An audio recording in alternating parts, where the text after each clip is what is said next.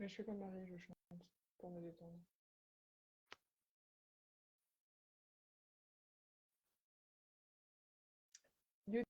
YouTube, ça ne fonctionne pas, n'est-ce pas? Voilà. Oui! Putain, ça marche. Oh, ça y est! Au bout de 35 minutes, tout va bien. Ah, j'ai le son et tout, quoi. Impeccable! Du premier coup! Non, non, truc de fou! J'y crois même pas. D'accord.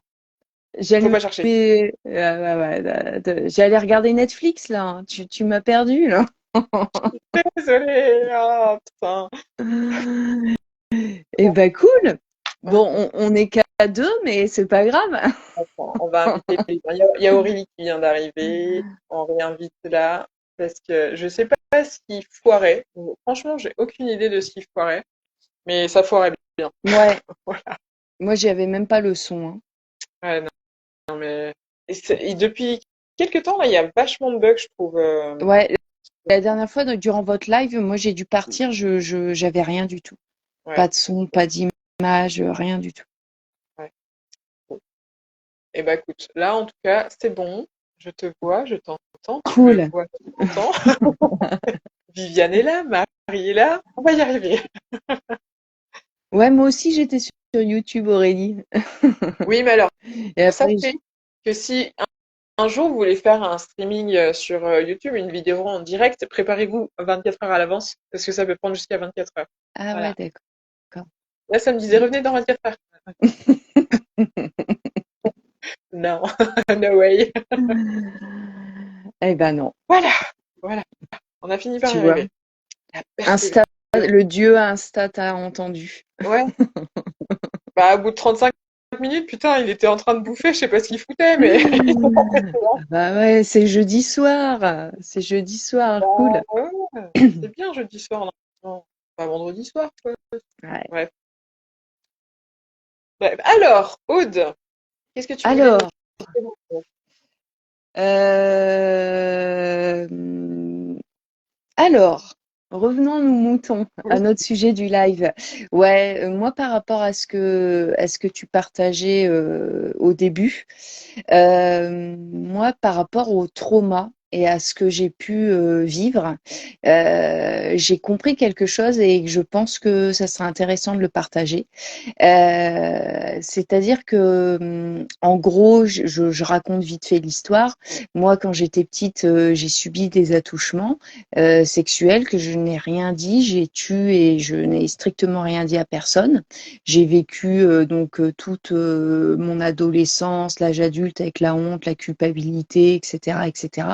J'ai décidé, j'avais tellement de honte et tellement de gêne que j'ai décidé de ne rien le dire, enfin de le dire à personne. Et puis, à l'âge de 30 ans, j'avais commencé à être un peu hantée. En fait, mon cerveau avait occulté, donc je ne savais pas quel âge vraiment j'avais. Il avait occulté complètement mon âge, etc. Et en fait, vers l'âge de 30 ans, j'ai commencé à avoir des souvenirs qui sont revenus petit à petit et à avoir ce sujet-là qui me revenait en tête alors que j'avais bien enfoui ça sous une tonne de couverture, mais ce truc me revenait en tête. Et puis, j'avais aussi quelque chose au niveau de ma sexualité, quelque chose qui me mettait toujours dans, comment je pourrais dire, dans une gêne, tu sais, ou quelque chose de toujours d'être différente des autres femmes de mon âge, tu vois, qui avait toujours quelque chose que chez moi, c'était moins fluide, ou c'était plus embarrassant, ou tu sais, j'avais toujours cette sensation-là. Et du coup, c'était au début où j'ai eu clairaudience, clairvoyance, ça s'est hyper ouvert chez moi. Et un jour, je faisais un rêve vers 4-5 heures du matin, et là, les guides me parlent et me disent bon, tu vas te décider à le sortir ou pas. Mais cash, ils me rentrent dedans. Du coup, et tu vois, j'ai eu cette sensation qu'on me parlait vraiment. C'était pas dans un rêve, en fait. Tu sais, qu'on était à côté de moi et qu'on disait bon, allez, c'est le moment. Et là, je me réveille. Et là, direct, j'ai mon conjoint à côté de moi, il était 4h30 du matin, je le secoue, je dis Mathieu, Mathieu, attends, faut que je te dise quelque chose. Le pauvre, il se réveille et là, je lui balance. Il a dit, mais c'est quoi cette meuf tarée? Et je lui balance donc ce que j'ai vécu, je lui raconte avec les brefs souvenirs que j'avais, enfin, je lui raconte. Et c'est comme ça que j'ai commencé ma démarche, en fait, d'aller sortir ce trauma, d'aller sortir cette blessure et surtout de plus en faire mon fardeau identitaire. Parce que moi, c'est ce que j'ai compris de ce que j'ai vécu et quand en séance, je parle à d'autres femmes, etc. C'est toujours ce que je vois. Alors, du fait que je suis aussi, je baigne dans cette empreinte-là, mais je vois toujours qu'en fait, nos traumas, nos blessures, tout ce qu'on a pu vivre, de blessant ou de souffrant, après, on le porte comme un fardeau identitaire, c'est-à-dire comme quelque chose qui nous empêche d'être comme toutes les autres femmes ou comme celles qui n'ont jamais vécu ce genre de traumatisme ou ce genre de blessure, tu sais. Et moi, en l'occurrence, c'était ça. Vu que j'avais vécu ça, eh ben, je pouvais pas être épanouie dans ma sexualité, je pouvais pas prendre du plaisir comme les autres femmes, je pouvais pas être comme les autres femmes de mon âge. Tu vois, j'avais toujours un peu, il y a les autres et il y a moi à côté parce que j'ai vécu ceci, donc je peux pas être comme les autres. Et en fait, à un moment donné, j'ai dit, mais quand est-ce que tu arrêtes de te raconter tout ça? Et c'est de là que mon déclic est arrivé. C'est-à-dire que j'ai commencé à le verbaliser et à le dire. Donc, je l'ai raconté à mon conjoint. Après, j'ai attendu 8 heures du match. J'ai pris mon téléphone et je l'ai dit à ma mère. Je l'ai pas fait à 4h30. J'ai attendu.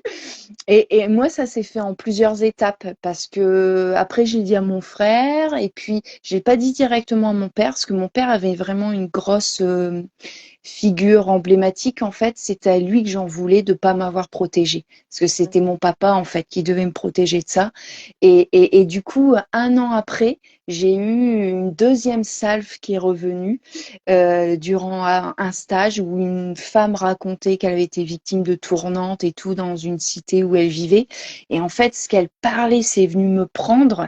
Et du coup, une fois qu'elle a fini son récit, j'ai pris mon téléphone et mon père était en voiture. Je lui ai dit, garde-toi, faut que je te parle. Là encore, je suis passée pour la tarée. Et du coup, là, je lui ai sorti ce que j'avais, que je lui en voulais pas, mais que à cette époque-là, j'étais triste, enfin, parce que mon papa devait me protéger. Et moi, ça s'est fait comme ça en plusieurs étapes, où si t'aimes mieux la verbalisation, la médiatisation, je vais dire, si je peux dire, dans ma famille, tout ce truc-là s'est fait en plusieurs étapes, mais à chaque fois, ça s'est fait au prorata de ce que j'étais capable de laisser sortir, de verbaliser, de dire, etc. Et ce que j'étais capable aussi de d'avoir comme recul. Parce que tu vois, au fur et à mesure des années, maintenant, je peux en parler complètement librement à des gens que je connais pas, etc. Parce que, en fait, j'ai eu ce temps de recul, de digestion qui t'amène après à avoir de l'angle et à avoir un angle beaucoup moins souffrant, en fait, à avoir un angle de vue beaucoup moins souffrant. Et par contre, ce que je veux aussi dire, c'est que je pense qu'il n'est pas forcément nécessaire de pardonner pour avancer ou de, tu sais, de faire une... Tu vois, autant il y a des gens, par exemple, ils ont besoin d'aller en justice, ils ont besoin de porter plainte, ils ont besoin de faire cette démarche-là, d'être reconnus par la justice ou d'être reconnus par un jugement ou voilà, quel que soit quelque chose de légal. Mais je pense qu'en fait, le chemin de reconnaissance ou de pardon, il est propre à chacun. Et chacun doit faire ce qu'il ressent en fait et ce qui l'apaise en fait dans ce parcours et ce chemin. Et du coup, il n'y a pas vraiment de modèle à suivre ou de chemin. Première étape, tu fais ça. Deuxième étape, tu fais ça. C'est vraiment quelque chose qu'on doit suivre en fonction de ce qu'on ressent. Moi, vraiment, le déclic, ça a été j'en ai marre de pas me de pas me mettre dans le même lot que toutes les autres femmes de mon âge, de me sentir différente. Et c'était moi-même, en fait. Je me catégorisais et je m'identifiais différente parce que j'avais vécu ça quand j'avais 9-10 ans. Et du coup, je m'étais stigmatisée avec une étiquette là. Tu ne peux pas être une femme épanouie dans ta sexualité, épanouie dans tes relations avec les hommes parce que on a abusé de toi étant petite. Et en fait, cette étiquette, je me l'étais attribuée, collée, scotchée. Et du coup, mon déclic, ça a été, mais enlève cette étiquette. Il n'y a que toi qui te la mets puisque personne n'est au courant de cette histoire. Donc, verbalise cette histoire, enlève-toi l'étiquette. Et maintenant, vis ta vie de femme comme tu aurais envie de la vivre ou comme toutes les autres femmes de ton âge vivent. Et du coup, je trouve que ce sujet de parcours de la femme, alors moi j'ai vécu ça, mais en fait on a chacun des parcours et ou plus ou moins blessants, traumatisants. En fait, on peut pas juger que le viol est tout en haut, en bas t'as ça, après je sais pas, t'as la fausse couche, pardon, l'IVG. Enfin, tu vois, je pense que toutes ces petites épreuves ou situations qui engendrent on va dire de la souffrance ou du trauma, toutes ces situations en fait nous amènent à une connaissance de nous-mêmes en fait et nous amènent en fait à ne pas être enfermés dans cette identité. J'ai vécu une fausse couche, j'ai vécu un IVG qui m'a charcuté, j'en sais rien, qui m'a handicapé à vie. Enfin, tu vois, toutes ces traumas, je pense que et c'est là moi ce que j'ai compris, c'est que tout, tout ça contribue au parcours de la femme et contribue à une connaissance de soi, à une connaissance de qui on est et à une émancipation de notre personnage de femme. Tu sais, à pas rester cloisonné, fermé sur je suis Aude, j'ai vécu à 9 ans tel traumatisme et du coup je pourrais jamais être épanouie ou faire ma vie de femme normalement parce que j'ai vécu ça. Effectivement, il y a un trauma, il y a une blessure, mais pour moi, dans ma réparation, c'était pas de m'arrêter à ça en fait. C'était d'arriver à dépasser ce truc-là, sans forcément le guérir, parce qu'il fait toujours partie de mon package et de mon sac à dos, hein, et c'est toujours blessant, et tu vois, j'ai toujours la crainte que mes filles vivent le même truc que moi, tu vois, même si je l'ai verbalisé. Mais disons que c'est plus quelque chose de tabou, c'est plus mon point de noirceur ou mon point bien glauque au fond de moi que je renie et que voilà, tu vois, que j'en fais ma bête noire en fait. C'était vraiment ça le déclic pour moi. Ok. Bah, c'est intéressant parce que c'est vrai que bah, toi, tu as eu besoin de le verbaliser. Après, voilà, faut le retranscrire, je pense. Hmm. Donc, toi, c'était par les mots.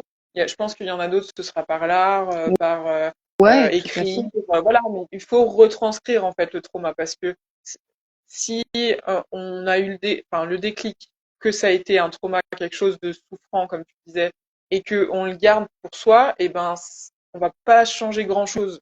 Et c'est pour ça Hmm. que toi, ça a fait pression un petit peu Ouais. à 4 heures du matin à réveiller ton mari et tout ça. Donc ouais, je pense que c'est vraiment important de d'en parler. Ouais.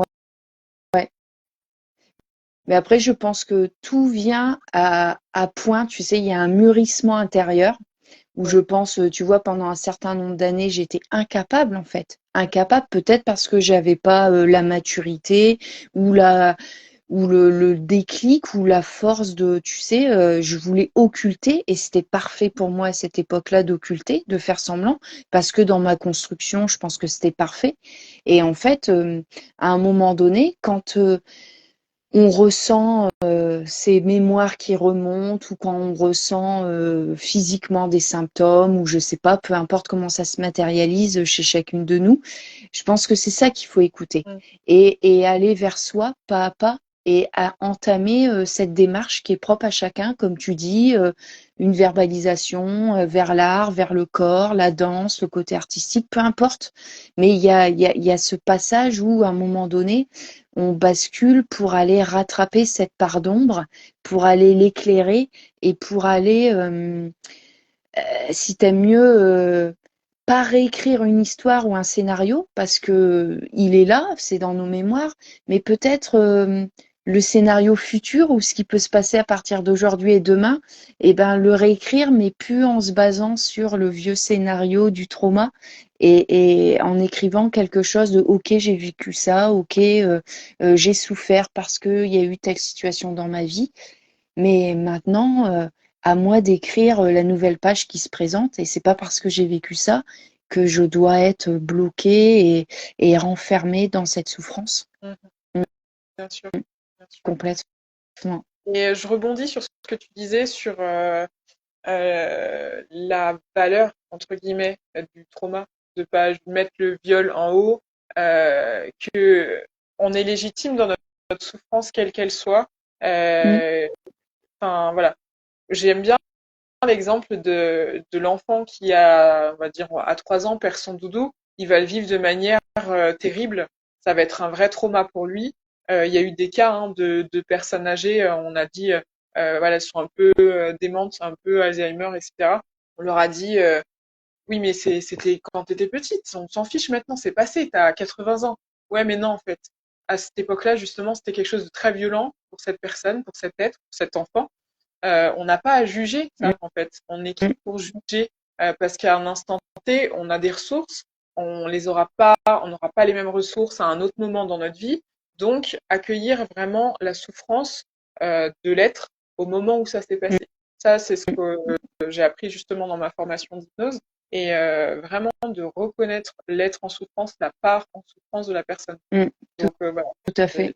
Donc, Tu vois, là, il n'y a pas longtemps, j'ai eu une femme qui venait me consulter et elle avait dû faire donc une IVG à l'étranger. Elle était en voyage à l'étranger, elle est tombée enceinte. Et du coup, ben, un peu parcours du combattant parce qu'elle était à Bali, mais là-bas, ça se pratique pas. Donc, elle a dû prendre un billet d'avion pour aller en Thaïlande, où là, ça se pratique, mais bon, c'est un peu plus commun, mais compliqué. Et du coup, des séquelles au niveau de l'intervention, etc. Elle a eu voilà, des complications. Et tu vois, en parlant, chez cette femme, c'était un trauma, mais costaud. Tu vois, bon, après, c'était assez frais, ça datait de 6 mois.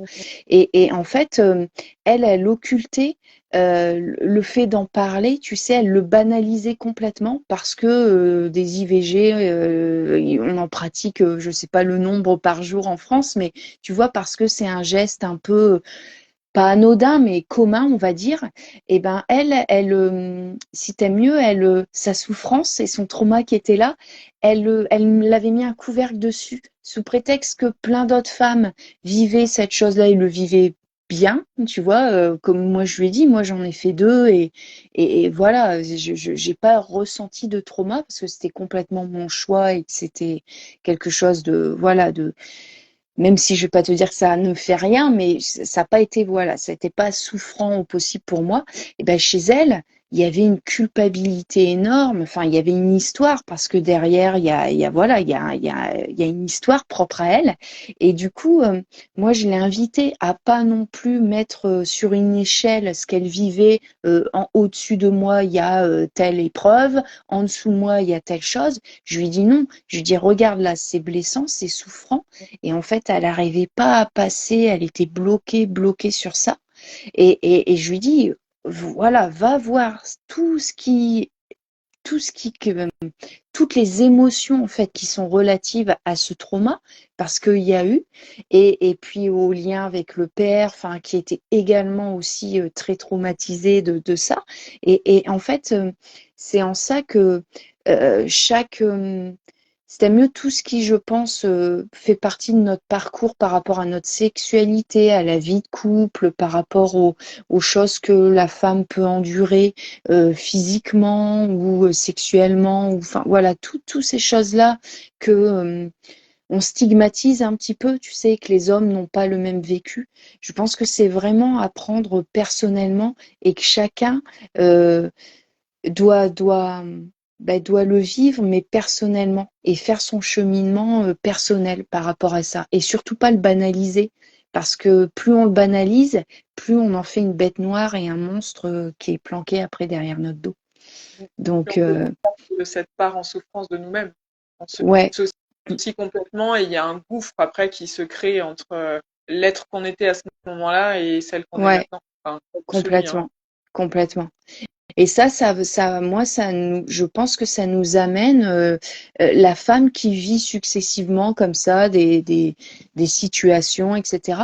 Ça nous amène petit à petit, tu sais, à bah, à prendre de l'épaisseur, c'est-à-dire à prendre de l'expérience, à prendre, tu vois, quand tu parles à tes enfants, moi, tu vois, j'ai des filles, mon regard sur les choses est complètement différent que si j'avais pas fait ce cheminement, je me voyais pas parler de certaines choses à mes enfants, alors que là, toutes ces expériences-là contribuent à le parcours de la femme que j'ai vécu et que je vais encore vivre, mais du coup contribue à mon personnage de femme, contribue à au fait que j'ai telle réflexion sur tel sujet, au fait que j'ai tel ressenti au niveau de l'émotionnel par rapport à tel sujet, tu vois, et ça nous fait prendre, je trouve, de l'épaisseur, tu sais, comparé peut-être à nos grands-mères, arrière-grand-mères, qui faisaient ça dans un cercle, quand ils pratiquaient les avortements, dans un truc très restreint, entre elles et quelqu'un, où on disait rien, où on faisait rien,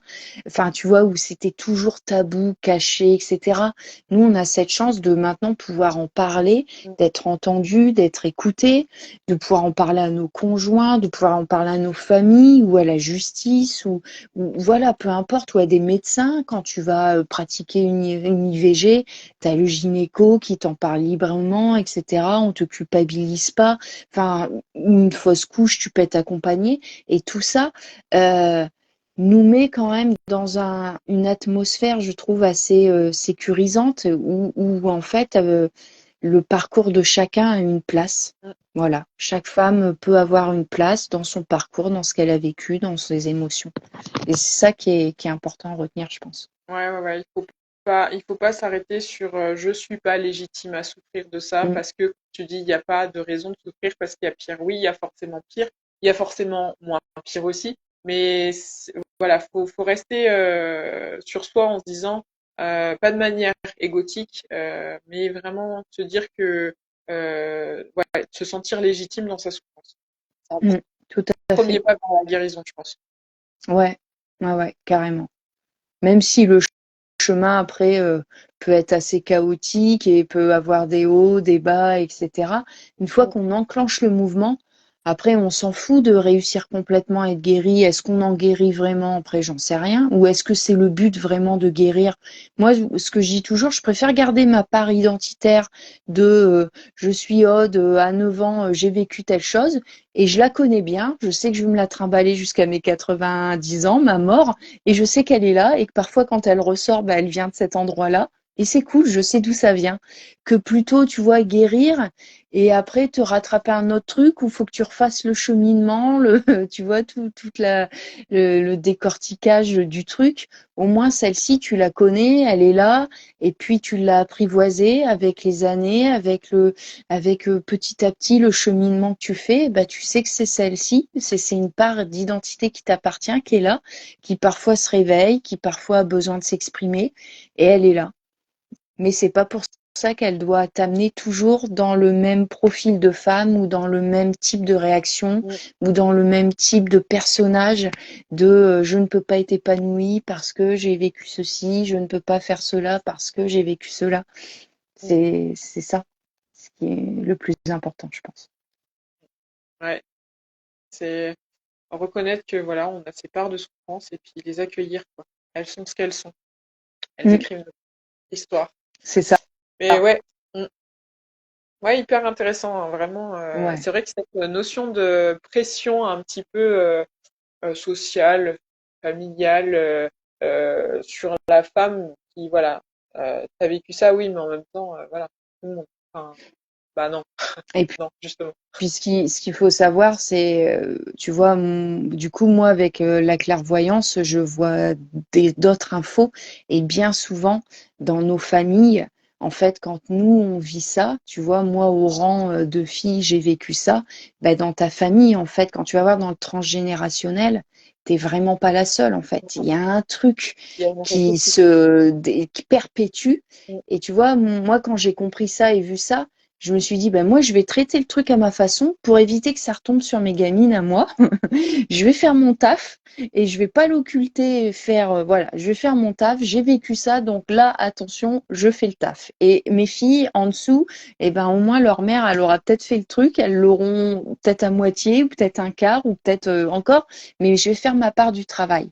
Parce que souvent, ça descend, en fait, de grand-mère, arrière-grand-mère, enfin, tu Ça se vois, il y a ce transforme. truc qui descend, qui se transmet, et ces mémoires sont là, sont présentes à nous. Et si chacun fait ce travail-là, c'est un peu moins lourd aussi. C'est un peu plus léger, du coup, après dans la famille. C'est ça, c'est ça. Mm. J'ai eu beaucoup le cas, enfin j'ai eu à plusieurs reprises le cas en hypnose justement où on voyait que le trauma de la personne remontait à arrière, des fois arrière-grand-mère Et ouais, euh, dans la lignée qui vivait ça quoi, donc qui avait ouais, vécu ça. ouais. Donc ouais, comprendre l'information de ce qui a été légué par nos ancêtres, Mm, dire ok, je veux plus là, c'est bon, ah, ça s'arrête à moi et je le transmets pas à mes enfants effectivement. mm. Donc euh, Après, est-ce qu'on a vraiment le pouvoir de dire la transmission s'arrête? Je pense pas, mais au moins de traiter à notre niveau ce qu'on a voilà, vécu en oui, fait. C'est vraiment juste le taf qu'on a. Tu vis ça, et ben traite ce que tu as vécu. mm, Et après, tout ce qui est le transgénérationnel ou le karmique, ça, malheureusement, on n'en a pas les rênes. Et du coup, voilà, la mécanique de la vie se charge du truc. Mais au moins, c'est un bel exemple. mm, C'est, je trouve, à transmettre à nos enfants et même à nos proches ou à notre, voilà, à notre famille, en fait, de le fait de faire ce pas, parce que je pense que le silence, c'est le plus gros problème, en fait, dans ces histoires-là. C'est oui, qu'une fois qu'après, on se mure dans ce silence, ben, plus les mois, les années passent, plus c'est compliqué, plus c'est dur, et plus après on se dit que ça en vaut pas la peine, ou plus après on dit ça va passer, mais non, mais en fait je me fais peut-être des idées, ou en fait, puis après tu as la mémoire, parce que je pense que le cerveau, tu sais, il te protège tellement qu'il occulte une part, donc du coup après, moi je suis passée dans cette étape où je me suis dit, mais en fait, je me rappelle plus, j'étais trop petite. En fait, j'ai vécu ça, mais est-ce qu'il s'est vraiment passé ça et ça? Tu sais, après, tu as les souvenirs où tu sais plus trop. Et tout ça, en fait, après, te met une sorte de confusion, de brouhaha, où limite, tu as des excuses pour pas en parler et rester dans le silence. Mais non, là, il faut te prendre par la main et te dire, allez, on y va. Tout va bien se passer. Et le faire avec la première personne, peut-être le faire avec une personne de confiance, une personne où il y aura peut-être juste de l'écoute, où on n'attend pas quelque chose en retour, mais juste quelque chose de, voilà, où on sait que ça va être cool. Enfin, que l'échange va pas faire de vagues ou va pas juste où on va être entendu. C'est bien aussi de choisir. Enfin, moi, c'est comme ça que j'ai choisi la première personne. Je savais que j'allais juste être entendue. Voilà. mm, c'est ce qui compte, Mm. rien que ça. Ouais, tout à fait. Tout à fait. Ouais. Bah, j'ai vu merci Aude passer pour ton témoignage parce que c'est vrai qu'il faut oser en parler. Ah, c'est pas donné à tout le monde parce que justement, comme on disait, on n'est pas tous, tous égaux sur le chemin de la reconstruction. Voilà, bravo de pouvoir en parler, d'avoir guéri entre guillemets ça. Vraiment, c'est chouette. Mais Donc, c'était cool, cool d'en ouais, parler. ouais, c'est cool. Donc, tes pistes pour la reconstruction, c'était voilà, d'en parler après avoir eu le déclic qu'il y avait eu un truc qui clochait, d'en parler et après d'en parler à tous les proches. Et puis après, est-ce que tu as, je sais pas, vu quelqu'un en particulier aussi ou... Non, moi j'ai pas vu. Alors déjà, moi je pars pas du principe qu'il y a une reconstruction à faire. Moi je Mm, pars du principe que tu sais, euh, il y a vraiment à un moment donné euh, un choix identitaire. Soit tu restes dans la femme qui a vécu telle chose, et du coup, si tu as vécu telle chose, tu as associé égal par exemple, moi, j'ai vécu ça, égal, je ne peux pas avoir de sexualité épanouie, je ne peux pas avoir de libido, machin, nanana. Moi, j'avais associé tout ça. Et c'est en ça que mon déclic est arrivé, c'est que j'en ai eu ras-le-bol, en fait, de m'être étiquetée, stigmatisée et du coup, d'être différente des autres femmes. Et quand j'ai compris qu'en fait, tout ça, c'était moi qui m'étais construit et qui m'étais enfermée dans ça, c'est là que je me suis dit, mais la clé, en fait, c'est d'aller verbaliser ce que j'ai vécu, d'aller du coup incarner un autre personnage, plus la femme victime, mais la femme victime qui va parler, la femme victime qui ne va plus subir en silence et qui peut en parler librement. Et en fait, le fait de changer d'angle de vue et de personnage de femme m'a fait du coup aller dans un nouveau pan identitaire, tu vois, dans un nouveau personnage. Et du coup, c'est en ça, je pense que tu évoquais le mot reconstruction. C'est moi, j'ai glissé et c'est comme ça que tu vois, il n'y a pas eu de reconstruction vraiment si je définis ce mot, mais c'est que j'ai eu un glissement dans mon identité de femme où du coup, voilà, je suis passée petit à petit, je suis passée vers, mais maintenant je vais me définir autrement. Voilà.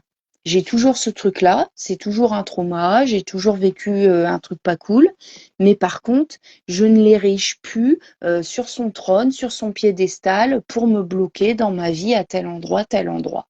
Voilà. Ok. Et après, à part en parler, j'en ai pas. Moi, j'en ai parlé à tous mes proches. Et par exemple, quand je fais des séances avec des femmes, ma thérapie, c'est d'en reparler, en fait. Tu vois, parce que moi, les mémoires de femmes violées, etc., le truc m'habite, c'est dans mon énergie.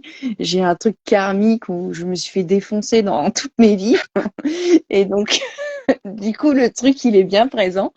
Et du coup, maintenant, j'en rigole, tu vois. Le truc, voilà, c'est aussi le fait d'en rigoler, c'est aussi le fait de bah, c'est pas la mort, j'en suis pas morte, tu vois. C'est Ouais. ok, il y a eu de la souffrance, etc., etc. Mais voilà, autant le prendre sous un autre angle. En plus, quand c'est dans les autres vies, voilà, à part voir les images et voilà, ça me touche moins que là, donc ça me va très bien. Mais du coup, le fait d'en reparler quand il y a des femmes ou voilà, ou quand là, j'avais fait un stage où le truc me revenait à la gueule. Et d'en reparler, c'est ma thérapie en fait, parce que j'en parle avec les gens et du coup, je me soulage à ce moment-là aussi. Et je me fais du bien à ce moment-là. Mais après, chacun fait son choix, comme je disais, justice, pas justice, psy, pas psy, thérapeute, ça c'est chacun va chercher à se faire du bien là où on le sent, quoi. Bien sûr. Bien. Bah ouais. Ouais, bah ouais, hyper intéressant, hein. Toujours très riche ces échanges, je Mm, trouve. J'aime beaucoup ouais. vous recevoir justement parce que c'est en échangeant sur les points de vue qu'on arrive à construire quelque chose qui nous correspond pour avancer. Mm, tout à fait. Donc, il y a eu plusieurs merci, hein. Il y a Fanny, Eh ben avec plaisir. Henri. Avec plaisir. Ouais, c'est très très chouette. Merci à toi de nous avoir partagé ça. Avec plaisir. Il y a peut-être un autre partage du coup maintenant. Bah écoute, qui veut venir, vient. Moi, j'accueille. Justement, le but de cette soirée, c'est ça, c'est de s'entendre, de s'écouter, pour voir que voilà, il y a plusieurs façons, comme disait Aude, de procéder par rapport à la compréhension qu'on a eu un trauma, qu'il y a quelque chose qui n'est pas passé, et comment on a fini par accepter, comment on s'est reconstruit s'il y a eu une reconstruction ou si on a glissé comme Aude le disait. Donc voilà, puis oui, des images, c'est intéressant, ouais, ouais, ouais, c'est vraiment intéressant. Donc, Aude, bah, si tu as tout partagé, J'ai tout partagé. Je impeccable. laisse ma place. Ok, bah, merci beaucoup. Et puis, Ben de bah, rien, merci à toi, Laura. avec Rappelle-moi comment on plaisir. fait, Laura, du coup. Je crois que toi, tu as coupé un truc. Ah, c'est là-haut, je crois. Ouais, Il me je crois. Hein. semble. Euh, Pas sûr, hein. Je sais qu'on peut rajouter une troisième personne et voir une quatrième personne, mais je ne sais pas comment les personnes partent. Voilà, Non, c'est c'était mmh, voilà. Donc ouais, c'est pas en haut à droite ouais, ou arrêter. Attends, je regarde là, un peu. Ouais, non, moi je peux rien faire là, c'est à toi. Ah bah voilà, apparemment ça a fonctionné. Aude a partagé. Est-ce que quelqu'un d'autre veut témoigner, veut partager son expérience et sa reconstruction pour aider d'autres personnes qui auraient besoin de pistes?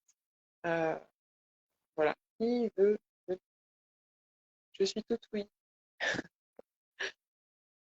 Après, c'est vrai que c'est pas forcément évident de partager, de témoigner. Euh, Quelqu'un se manifeste.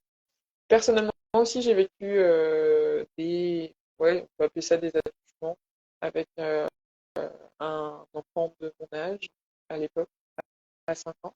Et ça en est suivi justement beaucoup de culpabilité. Genre, je suis pas normale. À l'époque, bah, je ressentais certaines choses que je jugeais pas normales de ressentir.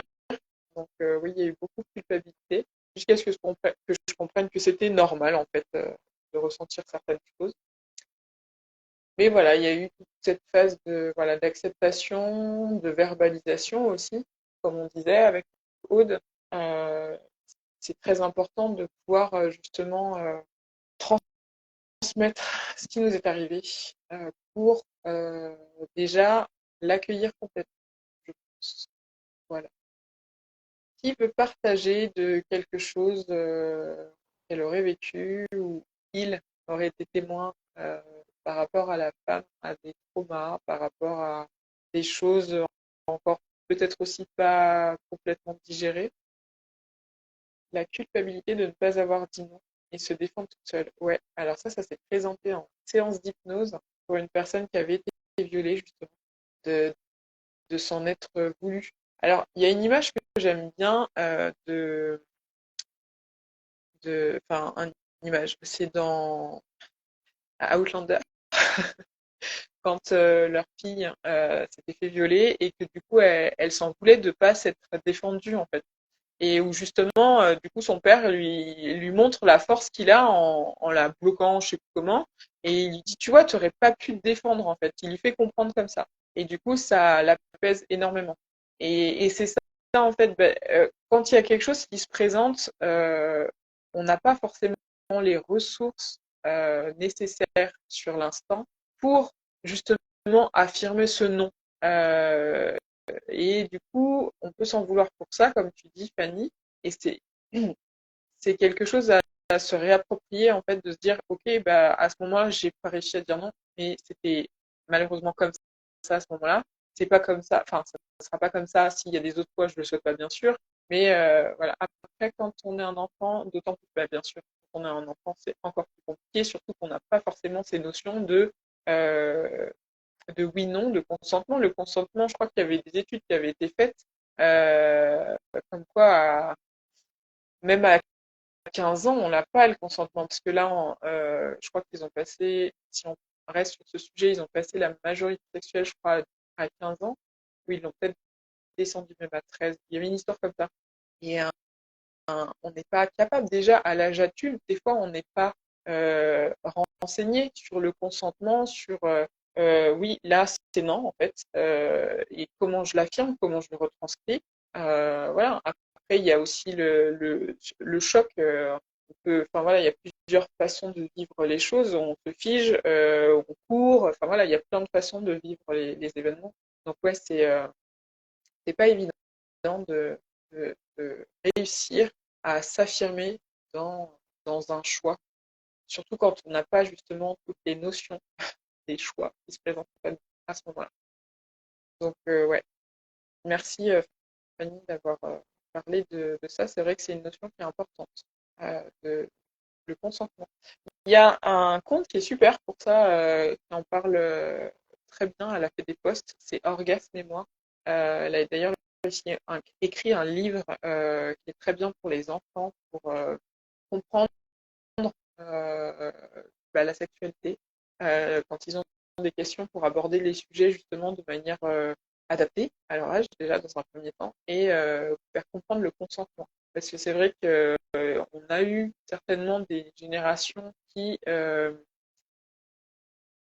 connaissaient pas du tout, enfin, qui n'ont pas été, pas formés, mais qui n'ont pas été renseignés sur le consentement. Et du coup, ça a créé pas mal de, je pense, de soucis, de dérapage. Voilà.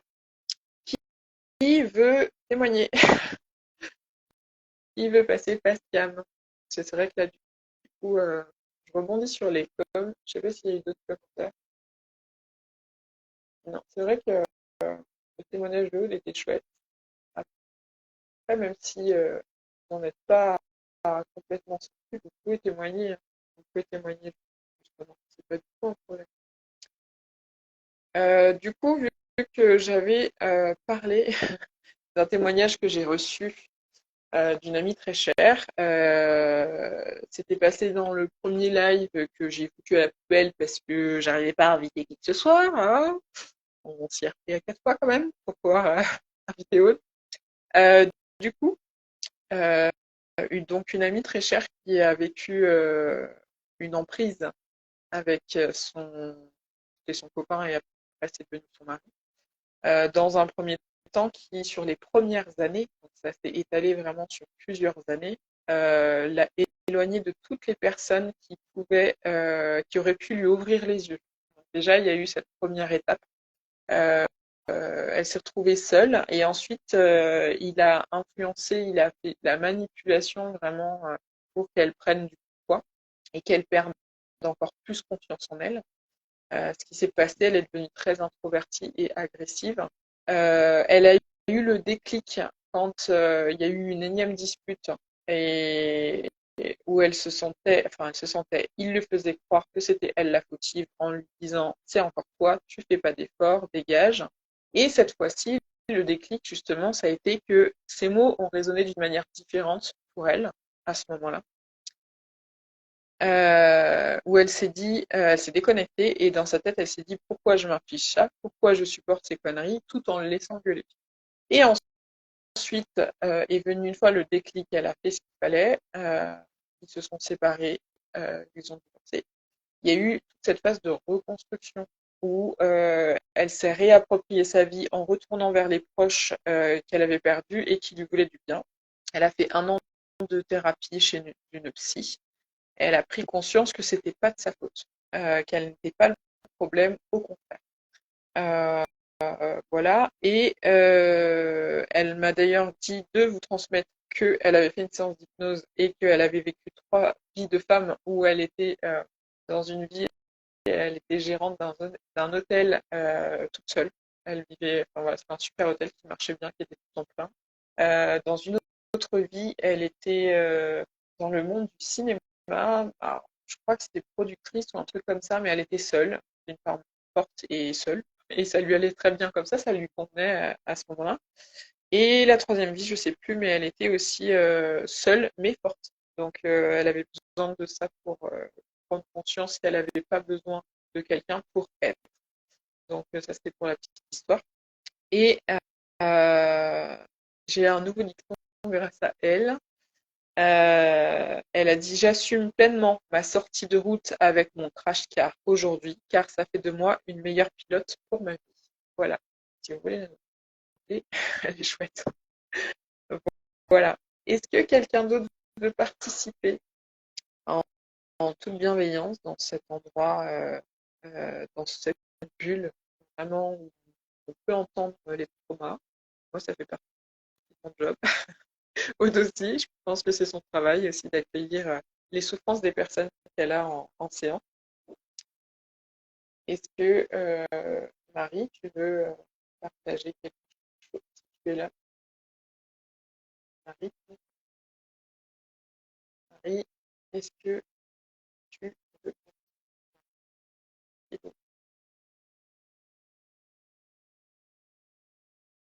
Je n'ai pas de notion de l'heure, du coup, vu qu'on a commencé tard parce qu'on n'arrivait pas à inviter les gens.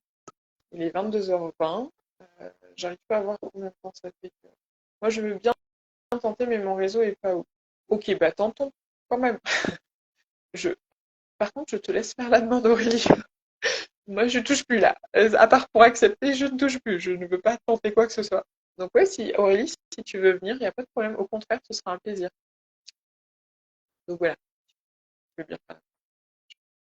Je sais que ça prend quelques secondes entre le moment de la demande, le moment où elle arrive sur mon truc. Donc voilà. Euh, et oui, il y a vraiment cette notion, revenir sur le fait qu'il n'y a pas à juger d'un trauma. Oui, elle a vécu ça, donc ouais, moi, c'est pas un trauma. Bah si, en fait. À ce moment-là, c'était un trauma, donc l'accueillir tel quel. Voilà. Voilà. J'ai accepté. On croise les doigts. Je ne sais pas si ça va se faire. Tout à l'heure, ça s'est fait un peu tout seul là, avec Aude. Ah oui, ça fonctionne! Oui! Ça marche. Nickel! Ah, je suis contente. Ça Oh là fonctionne. là. Impeccable. Bah, merci Aurélie d'être là. Ça bug un peu.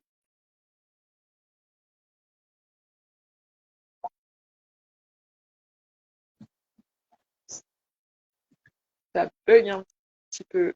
J'ai entendu le merci à toi en mode robot.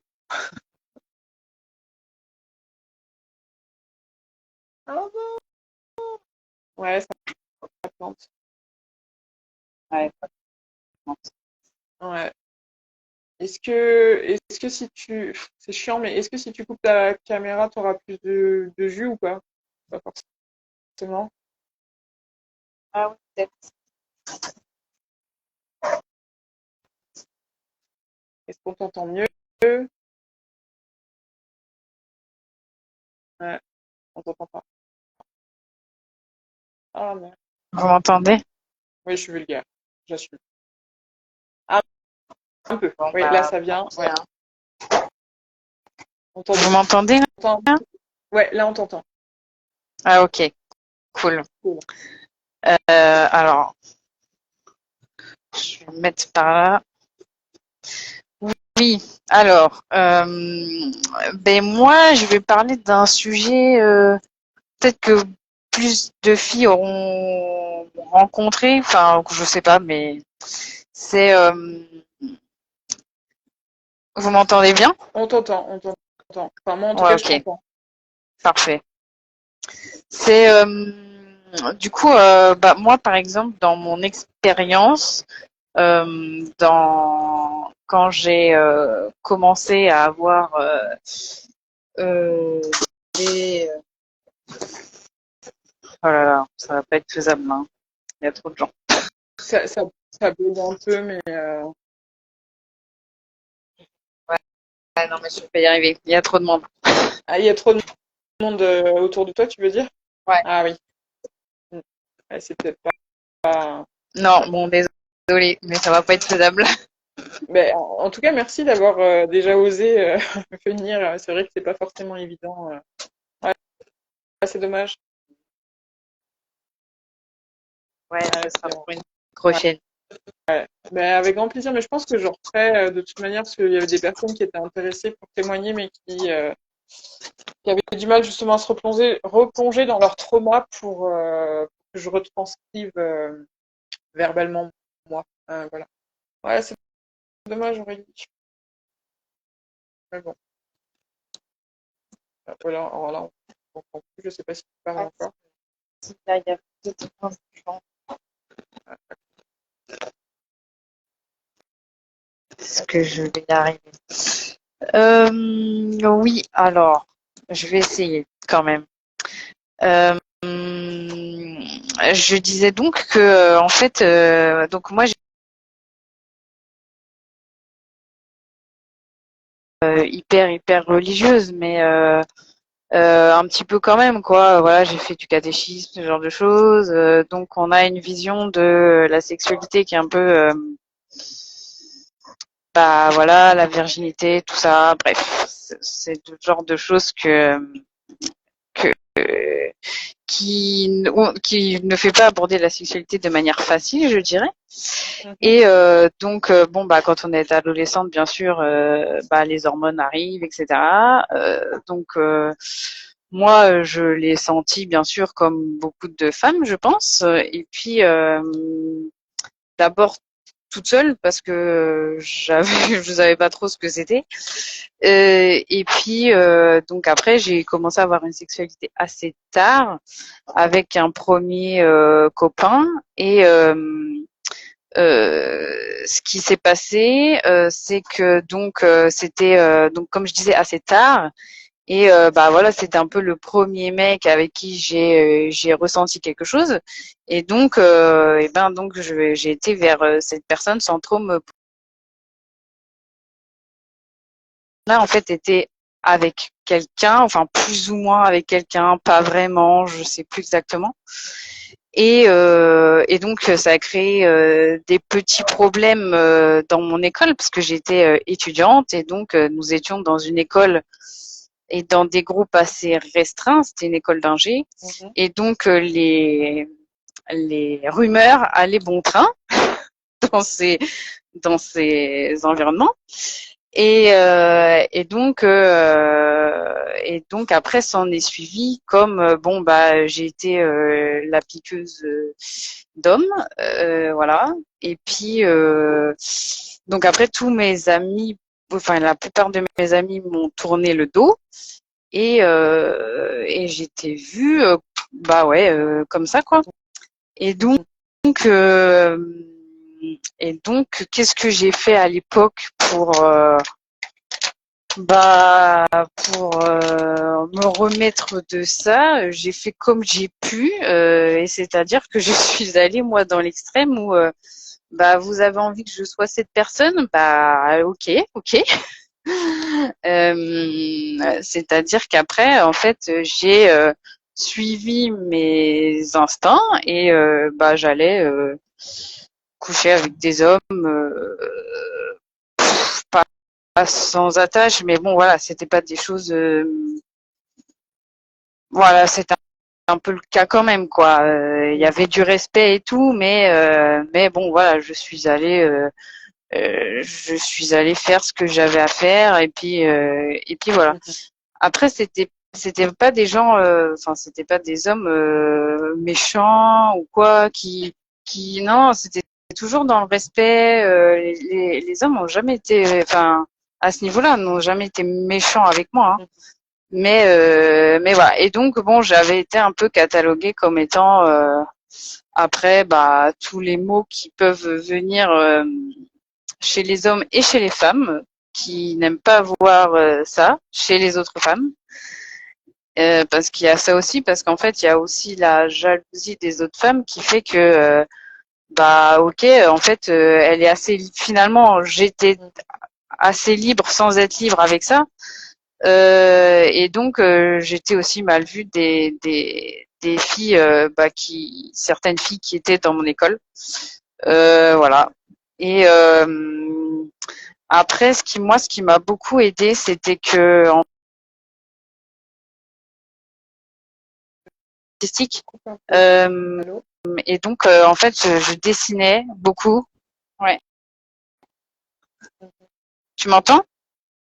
Ouais, c'est revenu. En fait, ça, des fois, ça manque des mots, mais dans le fil de la conversation, on comprend le sens. Ok.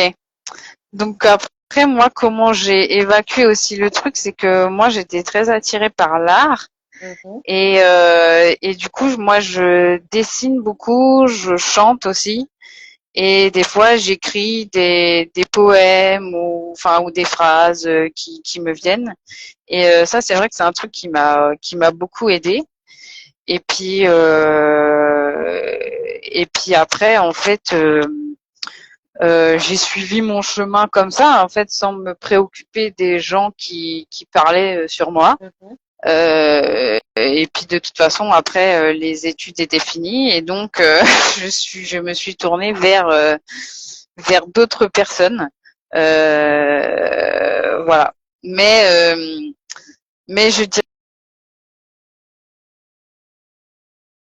non. encore voilà le fait d'être une femme qui a une sexualité qui se suit en fait, c'est pas forcément évident parce que les autres derrière, de l'autre côté vont la regarder, peuvent mal la regarder quoi. Mhm. Ouais, ça va être les injonctions de la société sur on doit être comme ça et pas comme ça parce que justement, sinon, comme tu disais, on est un peu catalogué. Et donc, toi, ce que tu disais, en fait, c'est que tu es allé dans cette définition que les gens te donnaient, c'est ça? Ouais, ouais, parce qu'en fait, c'était aussi une définition que moi j'aimais pas finalement Mhm, au début, et donc j'y suis allée voir en fait ce que c'était mhm. pour après trouver moi mon juste milieu en fait. Mais après ça, on l'a aussi de l'extrême de l'autre côté parce qu'en fait les femmes qui sont trop prudes, on va leur dire ah mais toi nanana. Donc en fait, enfin quoi qu'on fasse, des fois on pourra, je pense, toujours être mal vu par des gens. Mhm, Et après, je pense qu'il faut il faut se suivre soi, quoi. mhm. Malgré ce que les conséquences qu'il peut après y avoir derrière, parce que même Oui. si sur le moment c'était pas drôle, en fait, enfin moi j'en ai retiré plein de choses de cette histoire. J'ai découvert qui étaient vraiment mes amis. Mhm. J'ai appris moi à faire confiance en mon instinct, à mon voilà, à essayer d'aller là où j'avais envie d'aller. Et voilà. Mhm. Donc, tu as réussi à en tirer le positif que tu pouvais justement de tout ça. Ouais. Ok. Est-ce que c'est quelque chose de ce que tu as vu avec un thérapeute ou tu t'es un peu fait toute seule par rapport à ça? T'es un peu construit Non, toute seule. non, toute seule. Hein. Mm. Toute seule. Après, à 30 ans, j'ai vu un thérapeute, mais bon, sur d'autres sujets. Alors après, est-ce que c'est, tu sais, il y a des sujets qui s'entremêlent un peu, donc il y a des fois il y a des choses qui ressortent.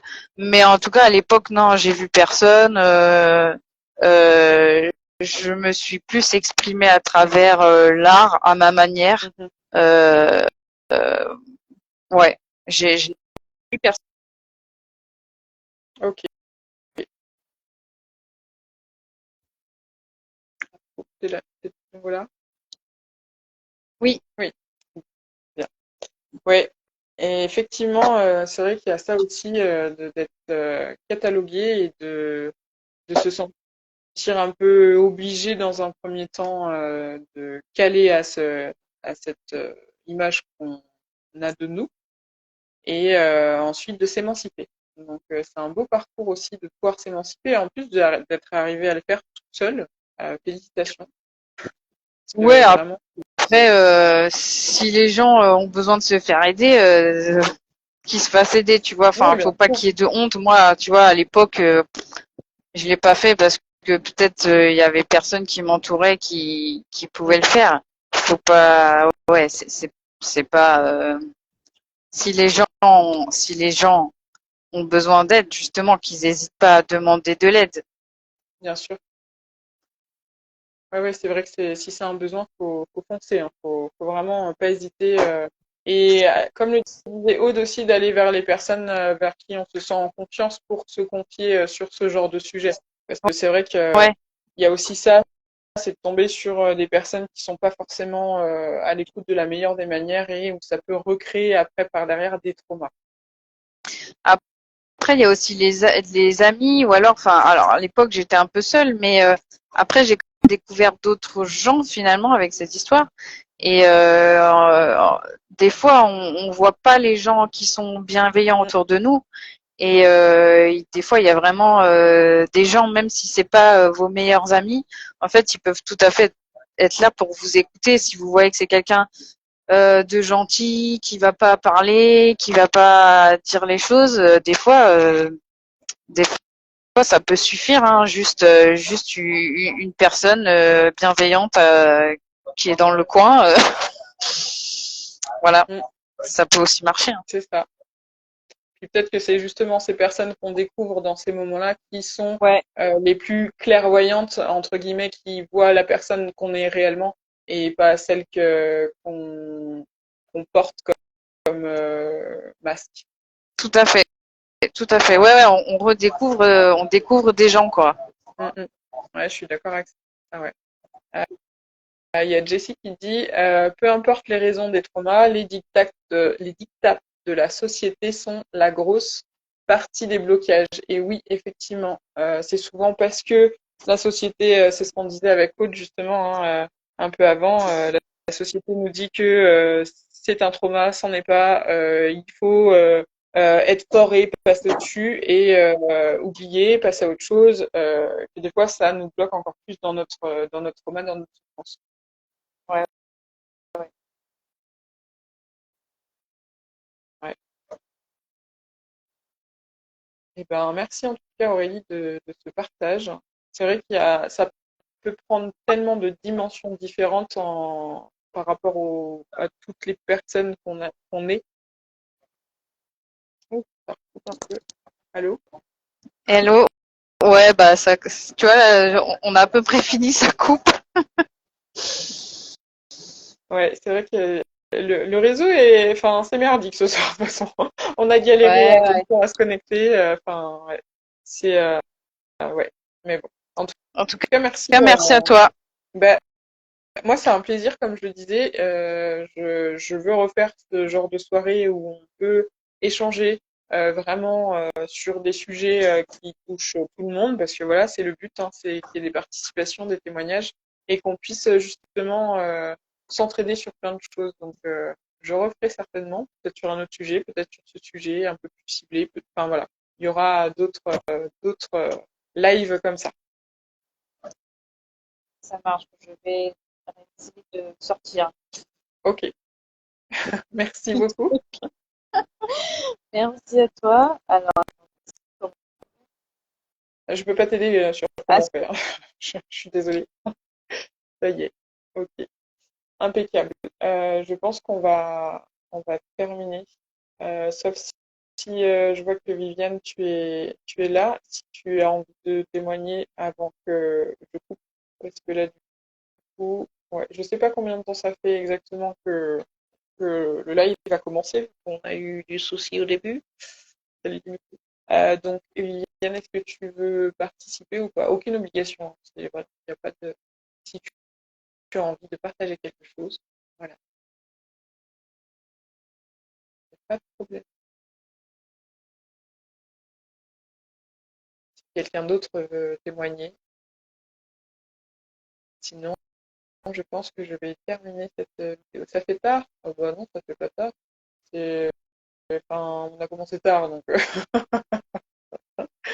je sais pas si vous arrivez à voir le temps que ça fait. Moi, je vois pas le temps que ça fait vu qu'on a eu du mal à démarrer, qu'on a relancé plusieurs fois. Donc, Viviane, si tu veux, il n'y a pas de problème, hein. Moi, ça ne pose absolument pas de problème, hein. Si tu as envie, ça fait pas trop tard pour toi. Je sais que tu es une tard plus que moi, donc pas de souci.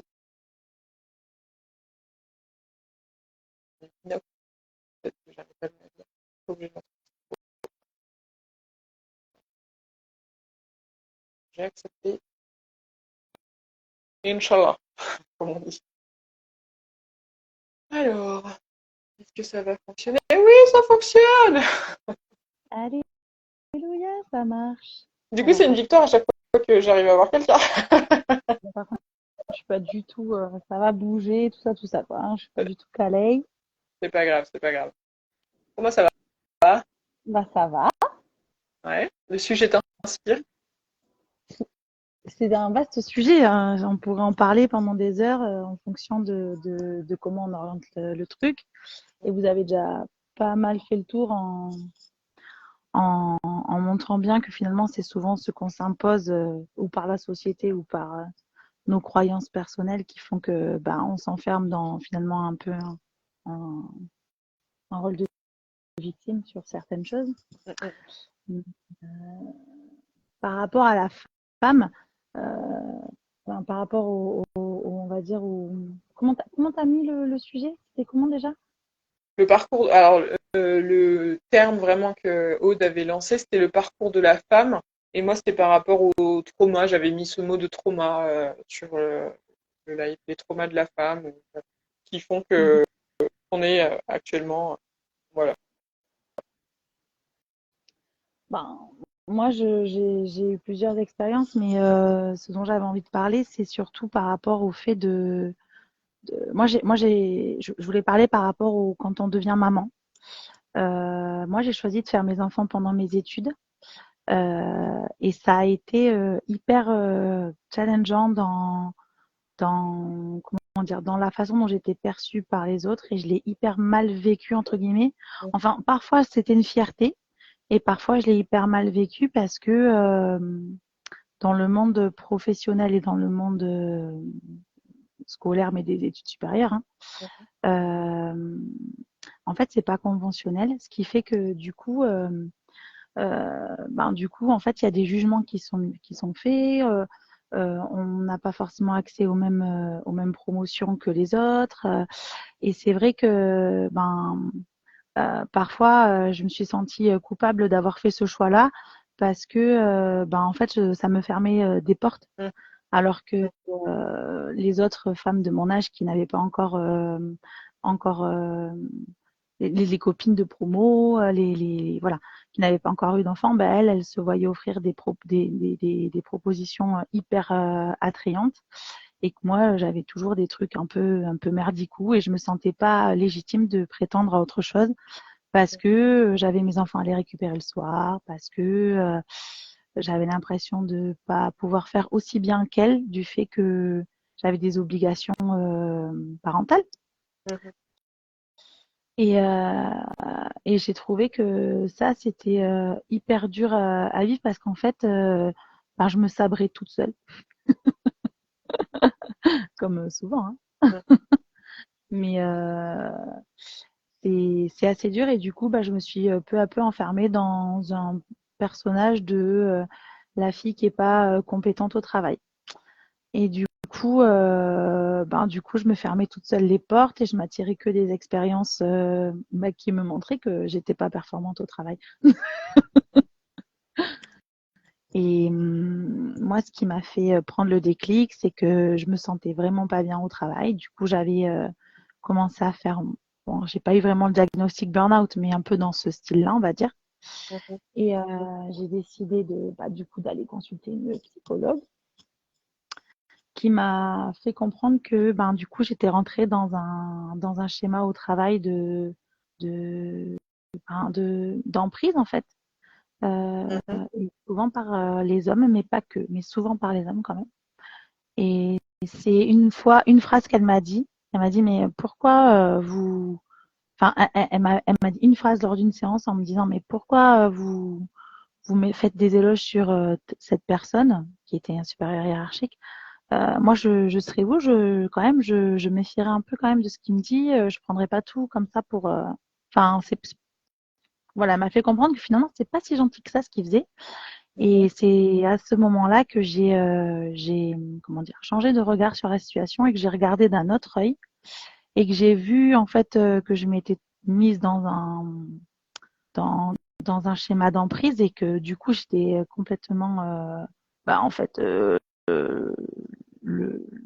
sous emprise quoi. Donc comment dire, je, je, je me laissais beaucoup trop happer par ce qu'on me disait ou ce qu'on me faisait croire ou faisait ressentir. Bon, pas toujours en bien, hein, et surtout souvent d'ailleurs pas en bien. Et, et donc, euh, et donc en fait, je n'arrivais plus à avoir de recul sur la situation, à avoir mon propre avis. Voilà, j'étais complètement sous influence. Mhm. Alors, c'est pas un trauma à proprement parler physique, mais par contre, psychologiquement, ça a été hyper dur. Et c'est de là que j'ai commencé on va dire, à aller vers le développement personnel, à me demander qu'est-ce qui était important, qu'est-ce qui l'était moins, pourquoi on avait des fois ce genre de choses à traverser. Enfin, ça a vraiment été un élément déclencheur pour moi au niveau professionnel. Ok. Donc oui, il y a cette notion encore un petit peu de légitimité sur c'était pas vraiment un trauma. Alors qu'en fait, si, parce que c'est quelque chose qui a été marquant et tu vois, Ouais. Ouais. Bah, en fait, trauma, voilà. moi, c'est vrai que ça vient toucher le corps, mais quand c'est le psychique, j'ai toujours mon petit côté contrôlant qui me dit, ouais, mais tu peux toujours prendre le dessus quand même. Tu t'es laissé un peu feinter, quoi. T'as laissé la brèche ouverte. Ouais, Et, ouais, mais bon, ça reste quand même voilà, quelque chose de marquant, quoi. Donc, ah ouais, ouais, et- pour moi, ça a été hyper marquant parce que c'est vraiment, j'ai vraiment eu la sensation de toucher le fond, en fait, de plus savoir qui j'étais, de plus me sentir capable de rien, d'être une merde, en fait. Ouais, ça a été quand même loin dans ce que je pouvais ressentir. Alors que dans les faits, si je regarde la situation maintenant, je me dis, mais n'importe quoi, comment tu as pu laisser prendre autant de proportions sur des situations professionnelles, enfin, alors que justement, je suis quelqu'un pour qui la famille c'est important, j'ai toujours été entourée, j'ai toujours été valorisée dans mon entourage, donc j'avais pas de fragilité. Enfin, je pensais pas en avoir tout du moins. ouais, ouais, mais Mais il y a quand même eu voilà, cette notion de je suis pas à ma place là et comme tu l'as dit, hein, l'emprise. ouais, Donc, voilà, ouais. donc il y a Et le vraiment problème, eu. c'est que l'emprise, finalement, c'est pas quelque chose qu'on. En fait, moi, je pensais naïvement qu'en fait, enfin, l'emprise, c'est sournois, ça se met en place petit à petit. Et c'est pas, ça se fait pas du jour au lendemain. C'est pas petit à petit, on accorde une confiance. Même pas tellement ça. Oui, c'est ça.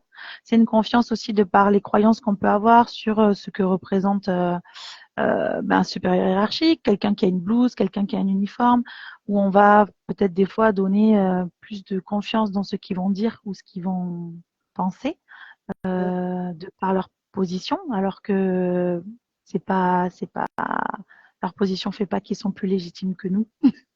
Mais C'est bon. ça. Mais c'est Mais, une notion qui est super intéressante parce que justement, on en revient voilà, cette notion de pouvoir et de comment on autorise l'autre à avoir du pouvoir sur nous ou pas. Donc, complètement. c'est intéressant parce que des fois, on se rend même pas compte en fait hein, qu'on laisse le pouvoir à l'autre et qu'on s'efface. Et comme tu dis, c'est fait des fois avec tellement de durée, ça prend du temps à se mettre en place qu'on voit que du feu en fait. On se rend même pas compte Ah, qu'on mais oui, laisse on se rend l'autre même pas prendre le compte. pouvoir. Et on pense qu'on est pas du tout. Et en plus, enfin, moi j'ai un caractère un peu bien trempé. Enfin, je pensais jamais me retrouver dans une situation où en fait j'étais la marionnette de quelqu'un, quoi. Et oui, mais Bon, j'exagère un peu, mais pas tant que ça quand même. ouais, non, enfin, je pense pas. Hein, tu sais, toutes les personnes que j'ai rencontrées qui justement ont vécu des choses un peu similaires, elles ont un bon caractère aussi. Donc Ouais, ouais, ouais, c'est c'est pas du tout. Et puis bon, par contre, là où tu parlais tout à l'heure de déclic, et je pense que c'est vraiment important, c'est que à un moment donné, il y a toujours quelque chose qui se passe quand ça doit se passer. Donc c'est vrai que des fois, c'est important peut-être de macérer dans des situations merdiques pour bien toucher le fond, pour bien y comprendre. Euh, mais ah bah Jessie, merci de merci, j'aime bien voir que ben ça arrive aussi. Enfin que c'est vrai qu'on on croit souvent qu'avec avec le caractère on est protégé parce on se sent une femme forte, mais on a quand même des zones de faiblesse qu'il faut aller explorer et la vie nous le propose. Et j'en reviens à ce que je disais, c'est que et Aude disait ça aussi tout à l'heure, c'est que ben parfois on reste un peu dans une situation merdique et même on continue à s'enfoncer, des fois à toucher encore un peu plus bas, parce que quelque part c'est qu'on n'a pas encore vraiment compris certaines choses ou peut-être pas touché tout ce qu'on doit aller voir. Et au moment où il y a le déclic, enfin, je veux dire, la phrase qu'elle m'a dit, je me rappelle pas mot pour mot de ce qu'elle m'a dit la psy le jour où j'ai pris conscience, mais je me rappelle très bien de ce basculement à l'intérieur de moi qui s'est fait en mode mais attends, comment ça se fait que tu regardes les choses de manière obtuse et là elle te propose un autre angle de vue et ça te paraît si limpide. Attends, comment ça se fait que tu n'y aies pas pensé? Attends. Et ce déclic, c'était des mots tout simples en fait. Il n'y a pas eu je veux dire, pas une grande révélation. J'ai pas eu, c'était rien. C'était une petite phrase toute banale qu'elle m'aurait sortie 6 mois plus tôt. Peut-être ça m'aurait rien fait. Mm.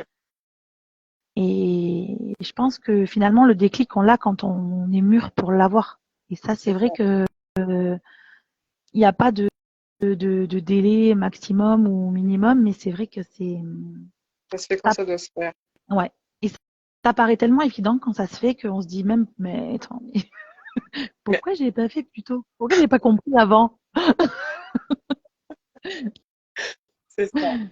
Ouais. Ouais. Et puis c'est vrai qu'après, oui, comme tu disais aussi à un moment donné, tu disais voilà, le supérieur hiérarchique, la blouse blanche ou l'uniforme de policier, etc. C'est vrai qu'on est dans des situations où des fois, voilà, on s'écrase parce qu'on n'a pas cette foi en nous et cette connaissance de nous. Et donc on est obligé, oui, des fois, de passer par certains trucs pour se rendre compte qu'en fait, non, je suis plus sur mon chemin, je suis en train de m'écarter de moi-même et je suis en train de laisser plus d'importance à l'avis, aux mots de quelqu'un qu'à ce que je ressens à l'intérieur de moi. Et je pense que c'est important, ouais, qu'on se reconnecte à notre puissance personnelle pour C'est hyper éviter ce important. genre de choses. Ouais. Et c'est souvent ce qu'on apprend dès le plus jeune âge.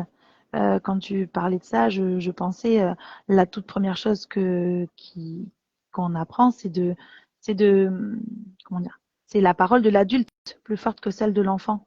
Oui. Et quand on est petit, souvent on nous dit de nous taire un petit peu pour parce que maman a raison, papa a raison, tati a raison.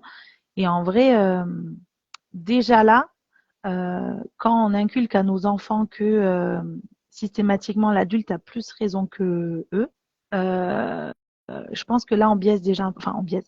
Après, on traverse ce qu'on doit traverser, mais Oui. on biaise le truc. Enfin, j'ai plus de batterie. Ouais. Vive la technologie. Oui, ça induit des personnalités et des réactions et des ressources aussi par rapport à des situations. Donc oui, ça joue énormément sur le développement de la personnalité, oui, ça c'est clair. Ça, puis voilà, de dire que, bah, comme tu disais, l'adulte qui a raison, mais aussi l'adulte qui a le droit de parler et l'enfant qui doit se taire pour laisser parler l'adulte.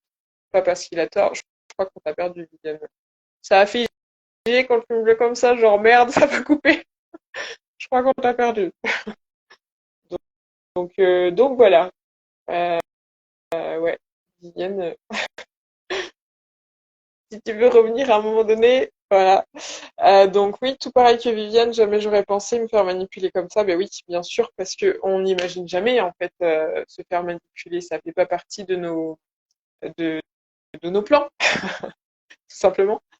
Donc c'est vrai que c'est pas forcément évident, mais heureusement, il y a des personnes qui arrivent dans notre vie, qui nous disent mais attends, il y a un truc, il n'y a pas un souci là dans ce que tu dis. Enfin, voilà, on a perdu Viviane. C'était Viviane. Donc voilà, je pense que je sais pas si Viviane va revenir le temps qu'elle rallume son téléphone, tout ça. Il y a des trucs. Si jamais vous avez envie de témoigner de quelque chose, on peut en faire un sujet pour un prochain live. N'hésitez pas à partager, à me dire en MP ou en commentaire sous ce live quand je l'aurai partagé sur les divers canaux. Donc, je vais le repartager là sur Instagram et puis je vais le repartager aussi sur YouTube.